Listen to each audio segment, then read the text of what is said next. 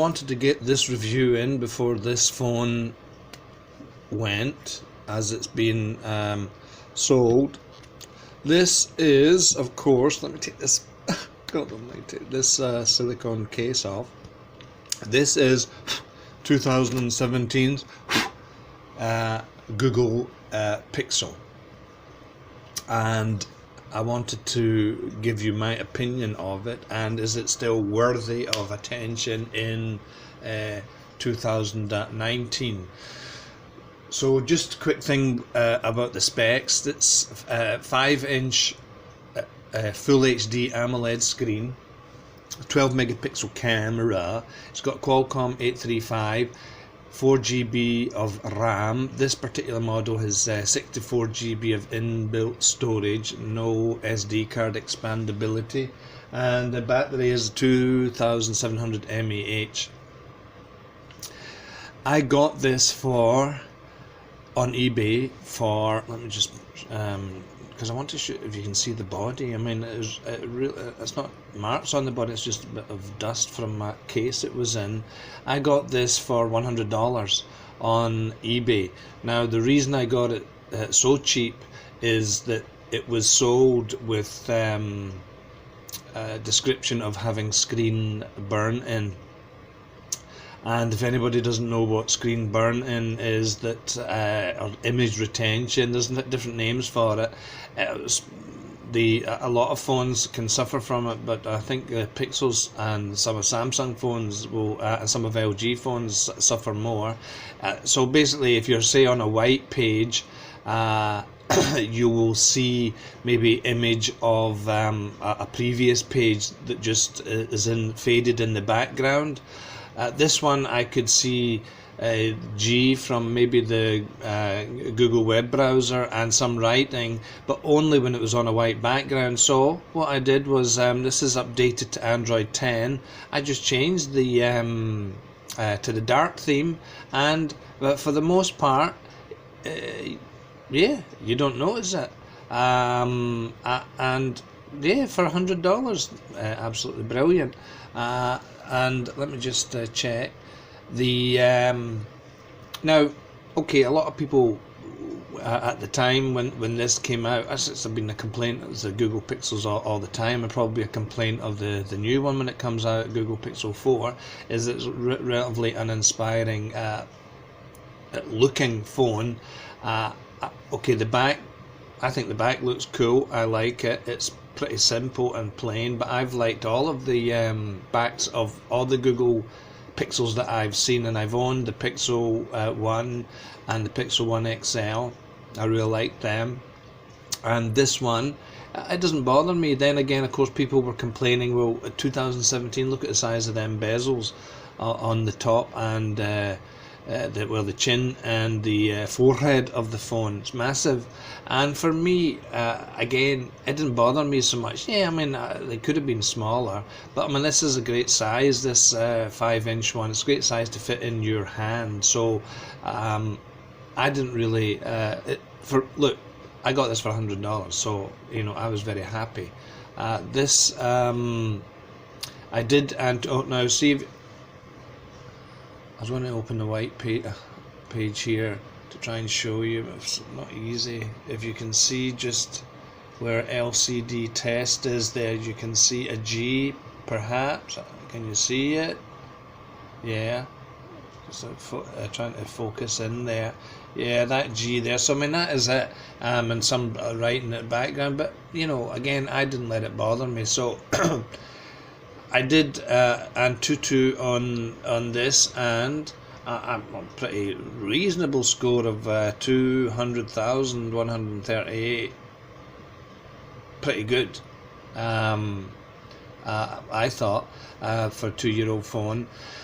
In daily use, you're not going to notice anything that is going to cause you any heartache with regards to lagging, anything like that. Now, it works really fine. USB-C, of course, which makes things easy. The fingerprint reader's pretty decent, he says.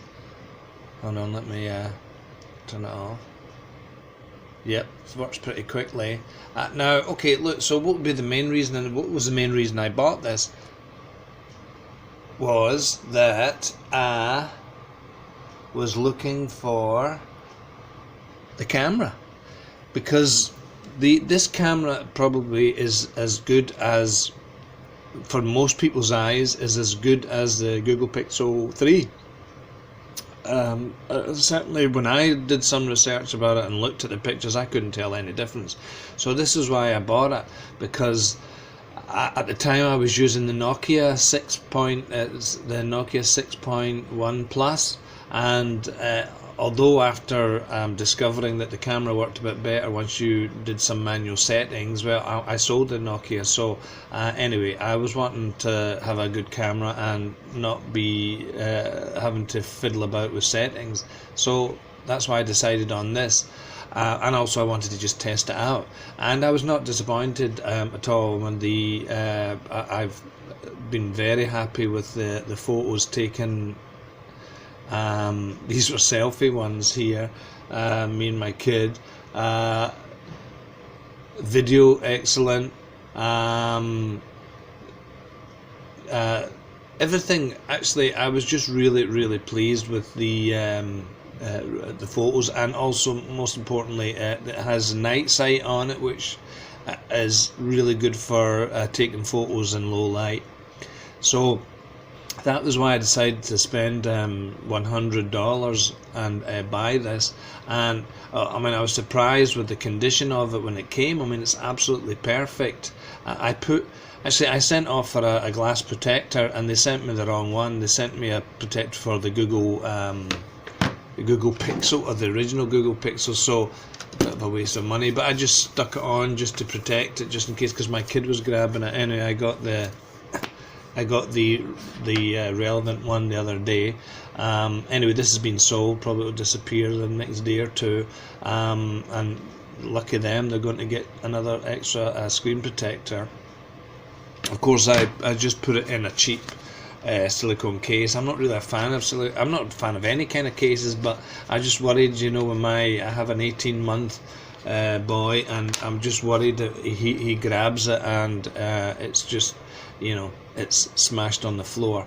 So this is why I just have to suffer this at the moment. I would rather not. I would rather just have this in here like this, because I think it looks really cool. So yeah, so the camera I just thought was really good. Now, like anybody, I'm going to complain and say that I would like upgraded. I would like the option to put an SD card in, you know, even with all the pixels, and also with my Pixel Slate that I had, I would like that option as well. But that's the way it is, and you know, it's not any different from Apple, so what can you do? That is just the way it is at the moment. Music on this, I'm still using my Apple EarPods, very nice, no problems whatsoever. I didn't try it with wired headphones. I'm not even sure I have any wired headphones at the moment. I might have, but anyway, I would have to find ones either with USB-C or have an adapter, which I think I've got somewhere. But the music, pretty decent. My kid was watching kids YouTube on there. He's really like it. It's a pretty handy size for him. Everything is just really, you know, really decent so far. My point being that in 2019, if you're wanting to get a second phone, and just say you're really wanting it for the camera on the go, and you weren't that concerned too much if you were having a bit of screen burn-in, whatever, then plus then you don't worry so much if it's getting dropped, or you're using it as a bit of an action cam, whatever.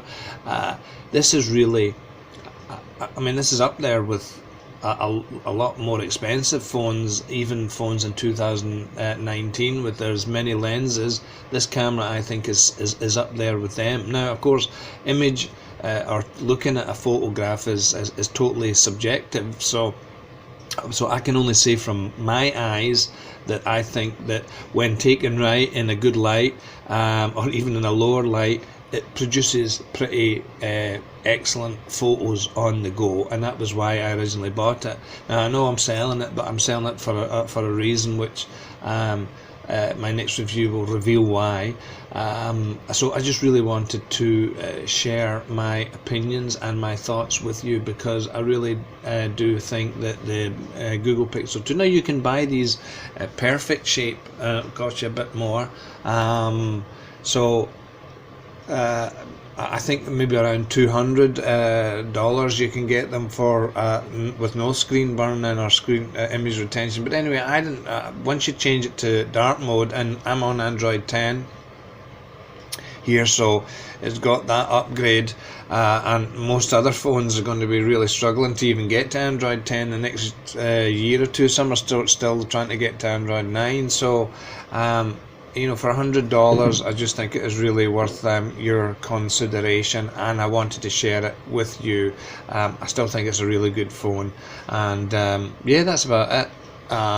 So any questions, etc., etc., I will try my bestest to answer them, and this has been a very quick review of the Google Pixel 2. That's it. Bye.